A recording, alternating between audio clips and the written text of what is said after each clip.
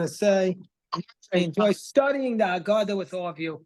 It's just amazing. Okay, so now Yachatz.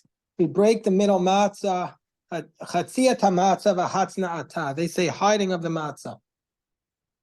Person should take. So what's the source for this idea?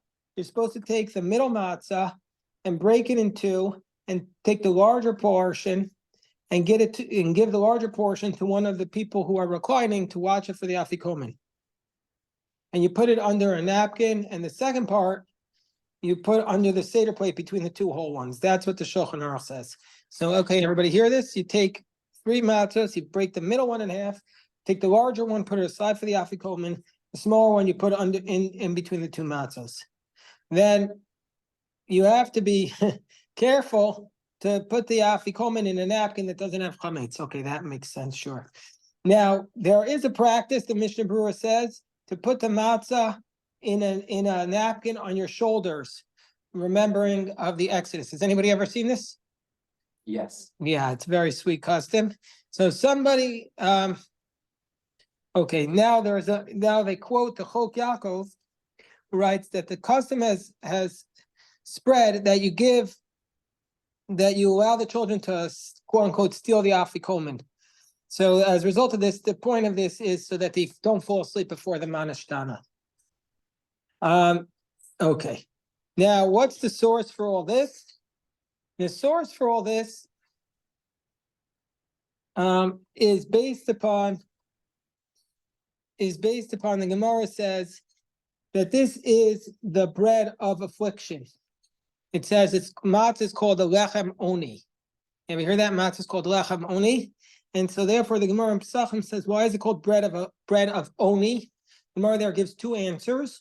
One answer is that it's bread that you say a lot of things about, onin, lechem shonin olav dvarim harbe. And the other answer is because ma ani darko beprusa avkam malal pesach beprusa.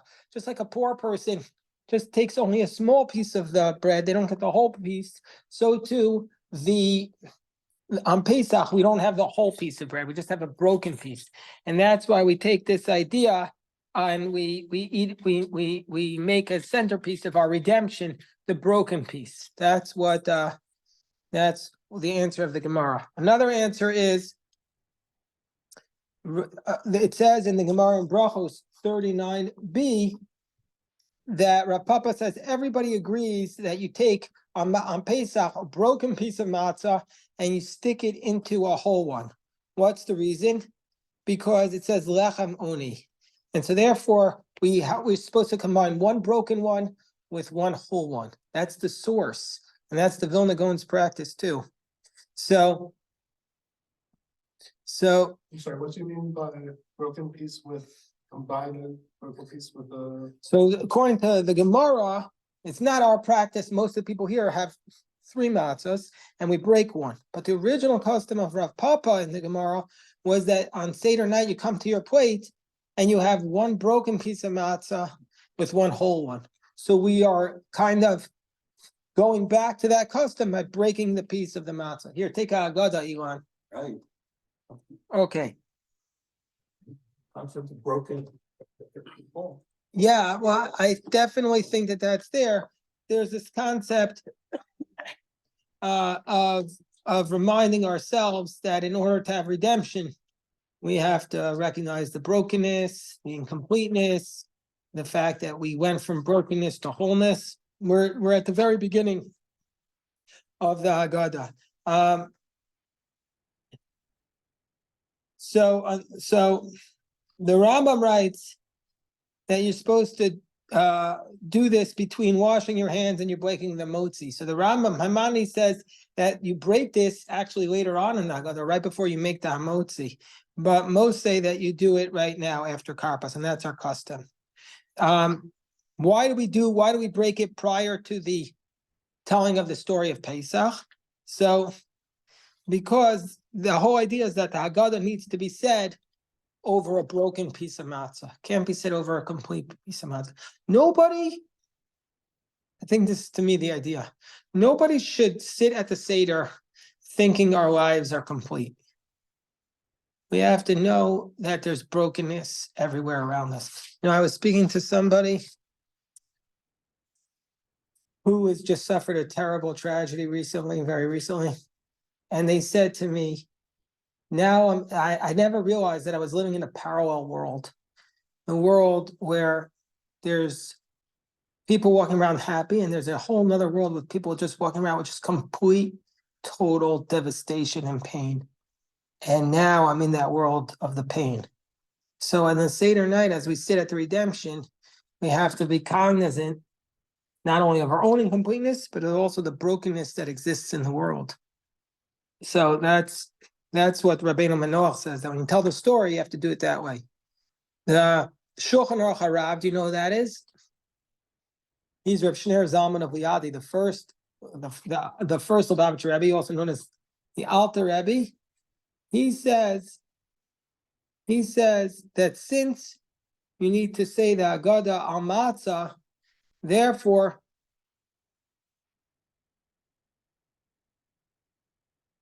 it has to be in a manner where you can fulfill the mitzvah, which is as a broken piece. Okay, so fine. The second half of the matzah is carded for the afikomen, meaning the larger piece. Where did this practice develop? This was not in the Talmud at all. It was not found in the Talmud. The earliest source is the Machzor Vitri. Machzor Vitri is what we used to think was the oldest book until Rina came along.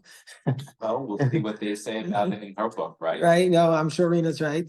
The Rokeach writes that this is Rokeach writes the practice of talks about this practice of placing it under a napkin. And one is that the children should see and ask, and what's another reason that you place the afikomen under a napkin? So one is that children see and ask. You know what another reason is?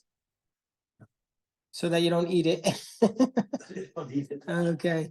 I thought you said we could eat it. It's not an issue. No, that you don't eat. It can be eaten. It doesn't have to be a specific piece of that afikomen. Yeah, it's true, but they don't want you to. I mean, like what they're saying is, don't eat it too soon. We got Do to. you take a piece of? Does everybody get a little piece of that one, or does it really not matter? No, you want to make sure. No, see, Seth, because we have. Thank God, we live in a time where we could afford a lot of matzah. Maybe they only had that exact amount, and so you say you eat it, then you come to the afikomen and you have nothing left. Is it wrong to not eat that actual piece of the matzah that we broke up? Let's say people are just spent with matzah.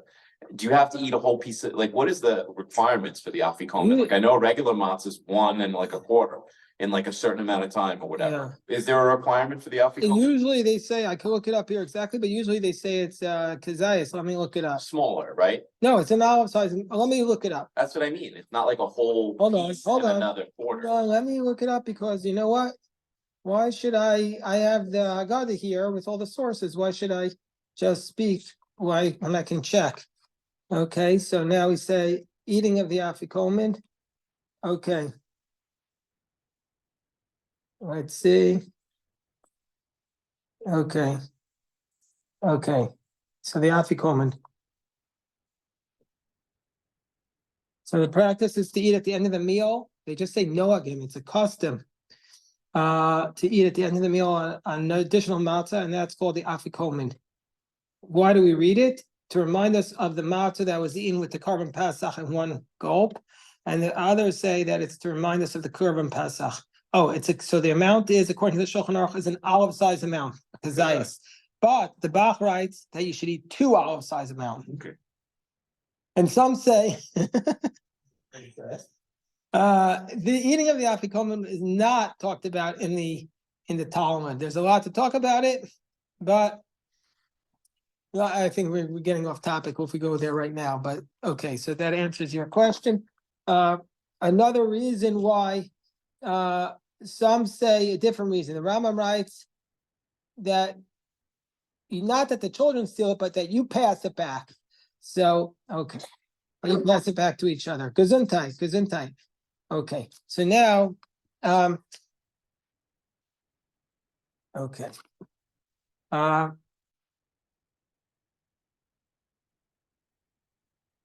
Which matzah should you break? Which matzah should you break? And the form of the breaking and then we have some reasons based upon Musar and Chassidut. So let's just cover a little bit of this. Machzor Vitri writes that you could do whichever one you want. They're all three considered like one. What do you mean, all three? He said the Machzor Vitri, which is the early source, 11th century, although it was added on, he says you take any of these three matzos and you can break one of them into two. It doesn't matter which one. Yeah, he says whichever one you want. And also Ritva is Spain, 14th century, says break whichever one you want. The Tur, somebody was trying to say something? The Tur, that's a 14th century. He writes that you should take the middle one and break it in two. Okay, he has that practice. He has that practice of breaking the middle one. So that's only in the 14th century. But the others say, but the Bach, the Smag, and the Rokeach is German, 13th century. Smag he lived in Provence. Coucy, where's Coucy in France? I think it's Provence. They say to break the top one. Why? You don't pass over a mitzvah. On Passover, no less. So they say to break the top one. Just like on the plate. Right? That's exactly the same idea. So they say, should I break the middle one? That's what the Torah says. But the Rokel says break the top one. And the Ravya is German. He says just the opposite. Just the opposite. He says, this is what you're supposed to do. He says the top matzah is what you're supposed to make hamotzi on. And so that has to be complete. And so therefore leave that one above. The middle matzah, he says you should break the middle one because you don't need it so much. And so therefore the bottom one becomes like a sandwich in between them. Now, here we're doing everybody takes their own and adds. Next time you come, bring your Haggadah from home. It'll give us a lot of beautiful chidushim. What? Yeah. So now we're talking about how do you break it. So the Maharil is 15th century. By the way, I love how each rabbi has a different custom. Maharil says you break it and you take the larger one for the afikomen. So therefore, you have to break it in a way that one's bigger and one's smaller. This is a new Haggadah that I just got. One will always be bigger and smaller with a piece of matzah. It's impossible. No, you could not no break them evenly. They will never break evenly ever. Okay, well, listen to what the next one. The pre-Eitz Chaim. The pre-Eitz Chaim. Let's see. The pre-Eitz. This is a new Haggadah I got this year, and I'm a big fan of that rabbi's. I hear his drushes, but I haven't really read it yet. The pre-Eitz Chaim tells us that you should break the middle matzah in a manner that the larger matzah looks like a vav and the smaller matzah looks like a daled, because the number 6 is greater than the number 4. Vayagan Moshe says on the basis of the Arizal Kabbalah that he says some say that the afikomen needs to be, oh, this is a new one. I love this stuff. That the afikomen should be the left part of the matzah because the dalet comes before the letter vav. And therefore, if you break it, and gets the dalet and the vav, so that's how you're breaking it. And some say that the afikomen should be the right side because that's more distinguished.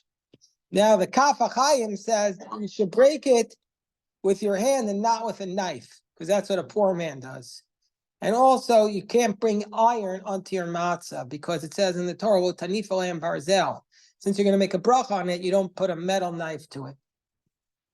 That's a beautiful thing. I've heard. By the way, we have to remember 1% of this, our state will be electric. Yeah, just that's what you're saying. I've heard something that, the 3 matzahs represent Kohanim, Leviim, Yisrael, Yes. the 3 tribes. So Right. we're certainly going after the Leviim in the It's situation here, and I didn't know if there was more on that or anything. I'm sure this is coming up. Well, let's see what they. Jeff's just said.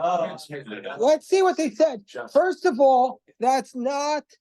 We haven't seen that source yet here. I definitely have heard that, and it's definitely in some of the commentaries, but we haven't seen it source. What does he say? He says, it is common practice to order 3 matzah at the Seder, Muslims call Levi Yisrael. The Shevet HaLevi explains the reason behind this custom. Sheva is Rav Vosner, yeah? The matzah, the set are stacked one on top of the other. The uppermost, which one would reach for first, is used for the first mitzvah to be performed with the matzah, reciting the bracha of a motzi. The second in the stack is in for the second mitzvah, reciting al achilat matzah. Finally, the third and final matzah is for korich. But what does that have to do with Cohen Levi Yisrael? He's The order is dissing that. specific. Hold on. He's dissing that. Order is specific, and each matzah must be used for its designated purpose. Now you're getting to it. This is similar to how in shul we were exacting in terms of who's called up for the kibud of an aliyah. There's a specific order, Cohen Levi Yisrael. Just as the order in shul is precise, so too is the order in which the matzah are to be used. Refer to the matzah same names, Cohen Yisrael, Levi Yisrael. Clearly, the importance to use the matzah in their specific designated order. When we perform yachatz, breaking the matzah in two, why do we opt to divide the middle of matzah? Why do we specifically break the Levi matzah? All right. Oh, that's what Seth asked. That's the This is, whole. this is good highlights too, though. I like what you gave us. I love Yeah. that. That's why I said I love this. I love this trap. I haven't got this. Okay, let me teach you. Good. Why do we use three He matzahs? didn't say the answer. He's got it so long out there. He's gonna read it too We'll quickly. come back tomorrow. He's gonna have to report. He can't just read it quickly to us. We won't be able to follow it. So we use three matzos. So here, let me share some reasons here. I have here 8 reasons, and we have 8 minutes. Can we get to all 8 reasons? For what? For this idea of the 3 matzos and the breaking? Let's see what we have. We have 8 reasons and 8 minutes. So the Tosfos writes that we break it. So we need 2 whole ones to make hamotzi on Lechem Mishnah, and then the third one we have to break to remind us of the splitting of the sea, and the Jordan River also for Joshua split on Pesach. Okay. Second approach is from the Alshech. He writes, Karpas hints to giving charity because the chaf of Karpas is a ham, and the reish is a poor person is called Rash, and the pas is Faiso, appease him. So, and then Yachatz, first we give charity, and then Yachatz, we break a matzah, meaning to say, give a broken piece of bread, half now and half to watch for later. So this tells us that somebody who gives money to the poor will be guarded in the world to come. Okay. The Haggadah, I think the Haggadah is 19th century or 18th century. He writes, Rav Chaim Yosef David Azulai, he writes that since the Egyptians subjugated the Jewish people also at night, therefore their nights were considered like days. And this corresponds to 215 years from the birth of Joseph, and also 215 other years is the nights. So that's 430 years. And then the plague of the firstborn was in the middle of the night, to hint to the fact that they went out in half their time. So therefore it says bechatzot halayla, meaning to say they went out in the middle of the night. And so therefore this hints to the fact that we split the matzah because our subjugation was cut in half. Okay, that's a good answer, right? The Haggadah gives another answer that Yachatz hints to the fact that you have to get up in the middle of the night to mourn for the destruction of the temple. Now we're getting into the Tishbei Mivaser. I'm embarrassed to say I don't know who that is. He writes that the exodus from Egypt was the exodus of the divine soul from the shell of the Yetzer Hara. And this is hinted to with the signs Kodesh, meaning to say Kadesh. Prepare yourself with that's permitted. And wash yourself. Kadesh Orchatz. First, prepare yourself, then wash yourself. And then Karpas, okay, he goes in Kabbalah, fine. Now, Imre Noam, okay, he's a direct descendant. Oh, how you doing, my dear friend? Shalom Aleichem. We're studying the Haggadah, so take a Haggadah. I'm not Greg. sure if I got that last one. Yeah, Prepare yourself, wash yourself, and then how does it get to Yachatz? So what's Okay. the thing on Yachatz? That's because I stopped. I'll say it. He says Karpas has 2 words. Yeah. Karpas, meaning to say the good is called Kar. Shalchu Kar, he cites a verse, and bad is called Pas, meaning to say lacking. And so while when the good or bad are mixed together, then our job is to split them.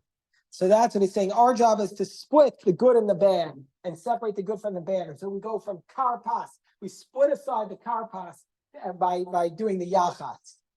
It's basically the takeaway message, if you want to say it to people without confusing them, it's to remind us that a Jew needs to sometimes be distinct, break away from the bad.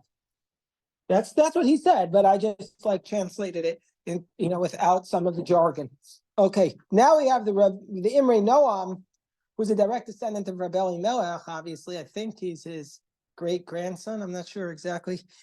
He writes that the way to serve Hashem is modestly, and so therefore, this is what we do: we break the matzah in half, and we take the larger part and we hide it for the afikomen. Afikomen is called safun, hidden, because the main part of the service needs to be hidden away, and the smaller part remains uncovered. So therefore, you have to have some parts which people could see, but the most important part is hidden away. That's why we break it in half to say that there needs to be two parts of us, the hidden and the reveal. All these things are just unbelievably beautiful. I wish we could remember all this at the Seder. And then there's the Shar Yisachar. He writes that we divide the matzah in half. This corresponds to Yitzchak. Okay, so the matzah, Avram, Yitzchak, and Yaakov. He writes that in the future, Isaac, our father, will say to God, if you can bear the iniquities of the Jewish people, good. If not, I'll take half and you'll take half. This is based upon the Gemara in Shabbos 89b. Meaning to say, I'll atone for half their sins. And this is the idea here. They divide the years. Yitzchak says that until the age of 20, Right. you don't have kares, and you only live to the age of 70, so that's only 50 years. And he says half, and half. Bottom line, there's only 6.25 years. Yeah, deduct my sleep. Right. It's the beautiful Gemara in Shabbos 89b. And another answer is no. It's I did it too quickly because it's a Gemara in Shabbos 89b where Isaac says to God, forgive the Jewish people for their sins. And if you're not going to forgive them, I'll take half their sins and you take their half because you did me the Haggadah. And now when you take their half, when you give me half, most of the time they weren't sinning. They were sleeping and eating and drinking, so they weren't sinning then. So at the end of the day, there's barely any time that they sinned. So we're reminding ourselves of that Gemara by breaking the matzah in half. But then the last answer that he gives here is the lechem oni. He writes this bread of oni has the numerical value of Yitzchak. So therefore we have to divide it so it should be called lechem oni. Okay, all right. So now, what's another reason why we hide the afikomen? So we said what we said about for the children, but there's other reasons. The Bach writes, so since you should eat 2 portions of olives, therefore you need to take the larger part. Okay. Anyway, there's so many beautiful ideas here. What about hiding the afikomen?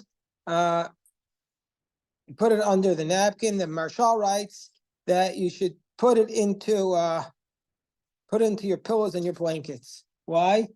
To remember, it says that you put the bundles in your clothes. The Kobo writes that some say that you hide it, and some say, so the children would ask, and also that you don't eat it. The Haggadah Maritav writes that in the time of the temple, when the temple was standing, then the Pesach was eaten in a full appetite. But now that the temple has been destroyed, we don't have the carbon Pesach. So therefore the sages said, make the afikomen to remind us of the Pesach. And so since the afikomen reminds us of his sins, therefore we hide it because it's reminding us of our sins, that we don't have the Beis Hamikdash, we're embarrassed. Oh, this is so beautiful. Yeah, that's a good one too. Wait. Listen to this beautiful idea. Oh, I can't wait to share this and then we'll daven. I have to daven, but listen to what he writes. There are many people, the Ginzei Yosef writes, that many people have the practice to hide the afikomen in your talus. And he says the reason is because the tefillin has the 4 passages of redemption. And the tzitzis, you have the 4 tzitzis, and the lulav, and the Pesach, you drink the 4 cups. And you can't have a mitzvah with only 3. And so therefore you break the matzah, now you have 4. Because you always do things with 4. You break the matzah, you have 4, and then you put the afikomen in the talis. Oh, by the way, can you imagine? You bring out your talis to the table and say, I'm going to put the afikomen in my talis right here. Sefer Ginza Yosef, Geschmack. All right, let us stop in now. Beautiful. Don't tell the kids that trick.